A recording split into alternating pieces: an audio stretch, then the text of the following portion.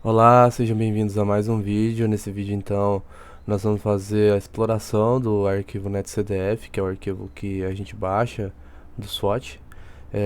Esse vídeo faz parte de uma sequência de vídeos, então eu considero que quem esteja vendo já viu, né, os vídeos anteriores. Então a gente vai partir disso, né? Vamos partir do vídeo anterior. Eu vou usar aqui dois tutoriais como referência, eu vou deixar no link do vídeo para vocês utilizarem, e que continua sendo aquele do SWOT Community, do GitHub, e esse tutorial do Maurício Cordeiro, que ele também mostra como explorar o SWOT Pixcloud. Vão ser as duas referências que eu vou utilizar para esse vídeo, tá? Então fica o crédito. Bom, já vamos aqui para a parte do código. Como que nós vamos fazer? No vídeo anterior eu estava baixando, fazendo download para o 492, para esse track, né? E eu esperei, obviamente, terminar todo o download, não ficou todo o vídeo na aula, até por uma questão de tempo, mas aqui já está todos os downloads, então ele baixou data por data. Vocês vão observar que alguns tem mais de um arquivo, como eu citei, porque às vezes você pode ter revisões de arquivo. Aí, nós vamos pegar aqui um único arquivo nesse primeiro momento, só para vocês entenderem como que a gente visualiza esse dado em Python, tá? A gente vai visualizar em Python e depois vamos abrir no ArcGIS. Ou no QGIS, o SIG que você tiver mais familiaridade, né? Nós vamos utilizar essas bibliotecas, de diferente das anteriores, nós vamos utilizar o Xarray e o GeoPandas. O Xarray é a biblioteca que abre o netcdf, que é o formato que a gente baixa. Para quem não tem costume de lidar com esse dado, o que é um netcdf? É um arquivo, de maneira bem resumida, tá? É um arquivo que você tem a latitude e longitude que é similar, né, para todas as camadas de dado, e você tem diversas camadas empilhadas para a mesma latitude e longitude. Ou seja, é um dado multidimensional. Às vezes você pode ter multidimensões tanto no espaço quanto no tempo. No nosso caso, as nossas dimensões elas estão principalmente setadas no espaço, ou seja, para a mesma latitude e longitude, por exemplo, vamos pensar em um único ponto. Para a mesma latitude e longitude, eu tenho um empilhamento de variáveis dentro desse ponto.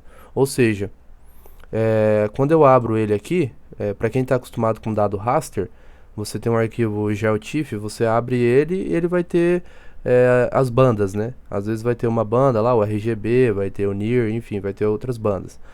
O netcdf, ele pode ter diversas bandas, é como se eu tivesse várias bandas. Pode ser arquivo raster, pode ser arquivo de ponto, que nesse caso aqui é arquivo de ponto. Você pode ter a sua banda, né, vamos dizer assim, né, mas a sua camada como sendo o tempo também, então você empilhar vários time steps no tempo, preservando a latitude e longitude. Então, é isso que esse tipo de arquivo faz. Então eu vou abrir aqui esse daqui do dia 18/9, tá? Então eu tô colocando o endereço, esse R aqui é só para ele entender que é um arquivo de leitura. E a gente vai abrir esse arquivo. Para abrir, eu já instanciei aqui a biblioteca como XR, né? Então a gente vai abrir como Open Dataset File, o grupo vai ser o Pixcloud e esse aqui é o formato do arquivo. Beleza. Eu já fiz isso anteriormente, mas vou executar novamente aqui. E vamos abrir aqui o arquivo. Só para vocês verem a cara dele, tá? Então vocês têm aqui a quantidade de pontos, que são informações importantes, a latitude e longitude, que é como se fosse o grid, né, de referência dele. E aqui a gente tem as variáveis, ou seja, para cada pontinho da latitude e longitude, cada par coordenado deste, eu vou ter essas 61 variáveis aqui. Ou seja, eu posso simplesmente, se eu quisesse filtrar uma variável dessa, eu já teria, por exemplo, azimuth index. Eu teria latitude e longitude associada para cada ponto, eu teria o azimuth index. E teria também o range index, a interferometria aqui no caso, né, o interferograma, né? Então eu teria cada variável dessa associada a cada ponto. Então imagina, né? É bastante coisa, 61 variáveis. A gente pode trabalhar com bastante coisa. O que nos importa aqui é a classificação, tá? Se vocês clicar aqui nessa folhinha, vocês vão ver que vai de 1 a 7 e aqui tem o que significa cada uma. O que mais nos interessa é o Open Water, que é o 4. tá? Eu já vou mostrar mais à frente. Outras coisas que tem aqui importante, h, muito importante, que é o valor da altimetria. Então a gente tem aqui, ó, o valor da altimetria, e lembre-se que esse h está referenciado com o EGM 2008, isso é importante. A gente também tem o SIG0. Essa também é uma informação importante, porque isso aqui é como se fosse o sinal do retroespalhamento do sinal. Então você pode avaliar como que o sinal, o ponto, né, a correlação da altitude com o sigma zero para observar alguma incoerência. Então é uma variável importante de você poder avaliar. E, bom, aqui também tem o geoide. Se a pessoa quiser ter aqui tá, né, o valor do EGM 2008. Para cada ponto daquele você vai ter o valor do geoide. Então você também pode trabalhar com essa informação, caso queira, separadamente. Então tá, aqui o que a gente vai fazer? Dado ali o contexto inicial, nós vamos fazer a gente vai usar a seguinte estratégia: nós vamos transformar o netcdf em um arquivo geodataframe. Basicamente, o geodataframe é como se fosse um shapefile que a gente está acostumado a lidar no QGIS ou no ArcGIS, e a gente vai trabalhar como se fosse uma tabela de atributos, tá? Então vai ser a mesma coisa aqui no Python, para quem não está acostumado com esse tipo de nomenclatura. Então esse GeoPandas que a gente importou lá em cima, GeoPandas, é a biblioteca em Python que lida com arquivos shapefile, arquivo de ponto, linha, polígono, enfim, e operações de geoprocessamento com essas geometrias. Então, para a gente criar um geodataframe, a gente precisa então dizer para ele quais são os nossos valores para as colunas. Então, h é o valor que está dentro dessa variável ds.pixcloud, que é essa variável aqui, ó. Deixa eu esconder ela aqui. Essa variável ds.pixcloud, ela tem o h, tá? Então, ó, se eu só fizer aqui em cima, só para vocês verem, ó. Opa, escondi aqui. Ó, se eu quiser filtrar só o h, tá aqui, ó. Então, eu vou ter latitude e longitude pro h. Então, eu tô pegando só os valores, ó. Os valores do h. Então, ponto values. Então, tá aqui, ó. Todos os valores do h para aquele DSPix, do Pixcloud. E aí, eu já tô dizendo que é um float 32, só para dizer o formato para ele. Beleza, então, tô usando um dicionário para atribuir minhas datas. Então, h. Classification é o classification values, o type aqui é inteiro, né? Do tipo inteiro. O sigma 0 é float 32 também, ó. Então, ponto sig 0 values as type. Aí a latitude float e a longitude float, tá? Feito isso, eu também tenho que dizer qual que vai ser isso aqui, no caso, é minhas colunas, né, do dataframe, qual que vai ser as minhas coordenadas que eu vou utilizar para georreferenciar, né, esses pontos. Então, eu só digo que eu vou usar a função gpd points from xy. Ou seja, eu vou utilizar o x e o y para georreferenciar todos esses pontos aqui das minhas colunas. Então, o meu x é o longitude e o meu latitude, o meu y é a latitude, ponto values. E aí aqui eu só dou uma vírgula e digo que a referência é o 4326, tá? Para quem não está também acostumado com isso, só para mostrar CRC 4326, a gente só entra aqui, ó. A gente tem um site dos EPSGs. Esse aqui é o sistema de referência geográfico, tá? WGS 84, que é o sistema que está sendo trabalhado ali. Então aqui vocês também conseguem ter essas informações, tá? Beleza? Ok. Vamos voltar aqui pro código. Aqui eu estou criando as classes só para a gente atribuir para os valores, então eu vou fazer um mapeamento aqui. Lembra que eu mostrei lá que vai de 1 a 7, né? O 4 é o Open Water. Então eu estou criando um dicionário só para fazer um mapeamento dos valores que estão lá dentro, com um nome que a gente conheça. Então basicamente eu criei o dicionário para um land, só associei aqui, né? O que é cada coisa. E aí aqui, ó, usando essa função .map, eu consigo mapear todos os valores da classificação que estão lá de 1, 2, 3, 4, 5, 6, 7, eu consigo atribuir o valor do nome. Land near router e assim por diante. E aí eu crio uma nova coluna chamada class name. Então ele vai ficar, eu vou mostrar aqui em cima para não dar spoiler, mas só para mostrar para vocês como que vai ficar, ó. Você vai ter o weight, o classification, que já vem lá do ODS, Pixcloud, Sigma Zero, latitude e longitude, a georreferência, né, que é a geometria, que vai ser as coordenadas aqui, lat long, e nós vamos ter agora a land, que é o class name que eu mapeei através dessa classificação aqui, ó, usando a função map, tá?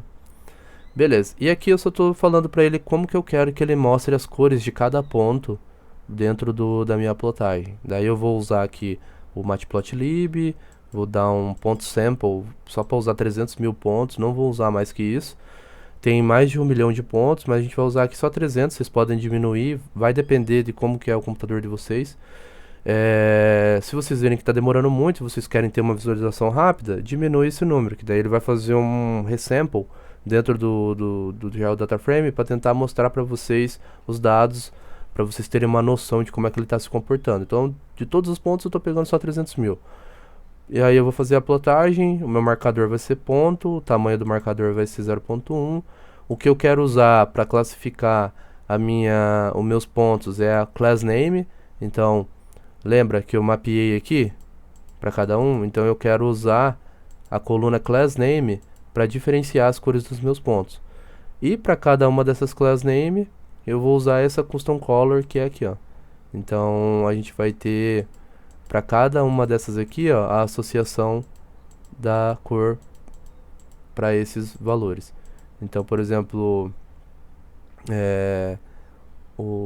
os valores aqui do Open Water vai ser tipo um blue, né? Vai ser o blue.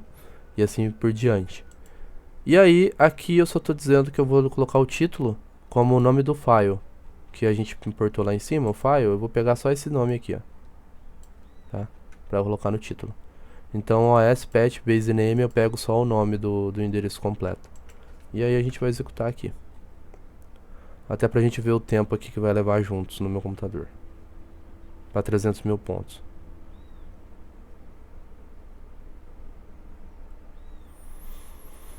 Ok, então tá aqui, né?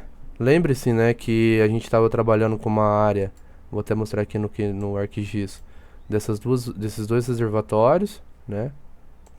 E aqui a gente tem o track referente a isso, né, que é o 492, o tail 194 write. E aqui tem a data. Então aqui vocês observem que tem o open water aqui, né, nessa cor. A gente tem alguns dark water aqui a jusante da usina, na borda também. E também tem alguns afluentezinhos aqui menores, que talvez se você dar um zoom tu consegue pegar. Mas a princípio me parece adequado aqui para o nosso objetivo. Observem também que aqui, ó, nessa região do nadir, ele já fica um pouquinho mais ruidoso, ó, que o satélite está passando. Então, eu acho que vai dar bom esses valores, tá? Pra gente trabalhar. Beleza? Ok. Aqui, ó, é uma função porque, beleza, Pablo, eu não quero manipular nada em Python. Você me ajuda só com o dado shapefile que eu me viro no QGIS, no ArcGIS. Então, beleza, para quem quiser isso, tem aqui a opção. Se você quiser exportar só 300 mil pontos, você usa o ponto sample. Caso não queira, só dá um gdf.toFile e coloca no endereço aqui de onde tu quer salvar. Eu estou salvando aqui na minha pasta do código. Se você não colocar um endereço relativo aqui antes desse ponto sample, ele vai salvar no próprio endereço do código. Eu vou salvar aqui para vocês verem, mas eu vou colocar um sample aqui porque é muito ponto, tá? E daí o shapefile ficou muito pesado. Eu vou pegar só 300 mil pontos. Olha lá, tá criando, né, ó. O sample, ó, já salvou. Aqui, ó. Sample. Até que não ficou tão pesado, né? Se for somar tudo isso daqui, vai dar 63 MB. Mas então eu vou abrir aqui no ArcGIS. Vocês podem abrir em qualquer SIG, tá? Aqui a gente já consegue ver os pontos. Eu vou só colocar uma simbologia aqui. Graduate Colors. Pelo H mesmo, ó, a gente tem essas colunas. E aí eu vou usar uma cor... Deixa eu ver aqui. Qual cor que eu vou usar? Vou usar essa cor aqui. Aqui já dá pra ter uma noção, ó. Aqui a gente tem os pontos, né, pra dentro da usina. E lembra-se, né, eu tô pegando só 300 mil pontos, tem muito mais ponto aqui. Então aqui tá o reservatório. Eu tô percebendo que tem realmente o gradiente aqui de, de altitude, né? Ou seja, é para ser realmente mais baixo aqui a jusante da usina do que a montante. Então isso é interessante observar. Aqui o outro reservatório, olha, a transição tá pegando legal, aqui também a jusante. Aqui também tem um trecho.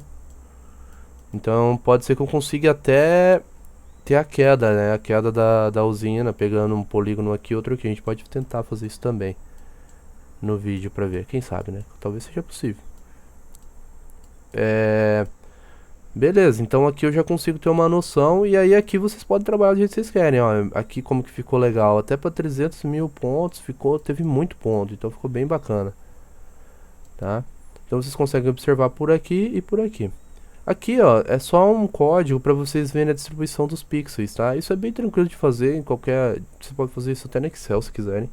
Mas aqui mesmo só para vocês terem uma observação, né? Então a gente está fazendo pelo próprio class name, eu estou contando quantas classes tem para cada valor. E aí eu faço uma plotagem do tipo barras.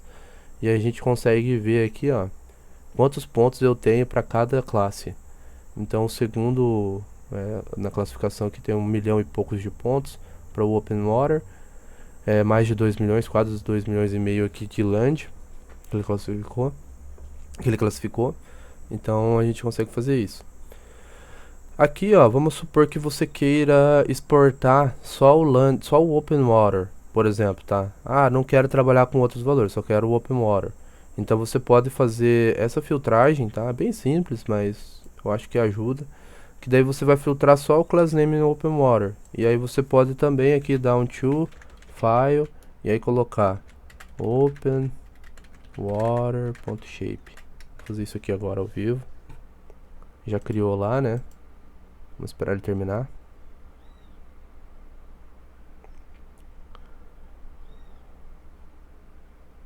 Aí nesse caso já é bem mais do que 300 mil pontos, né? Aqui é 1 milhão e poucos de pontos, eu não fiz o sample ali, ó. Então tá aqui, ó, Open Water. Vamos só ver o peso, ó, deu 240 MB, só o Open Water. Então vamos abrir aqui, ó. Olha a diferença. Isso aqui é só o que ele tá dizendo que é água, tá?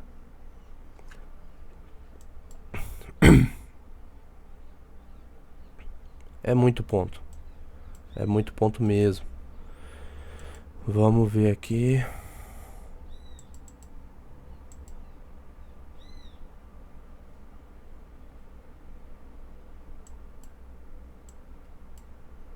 Em tanto ponto que ele até demora pra renderizar, ó.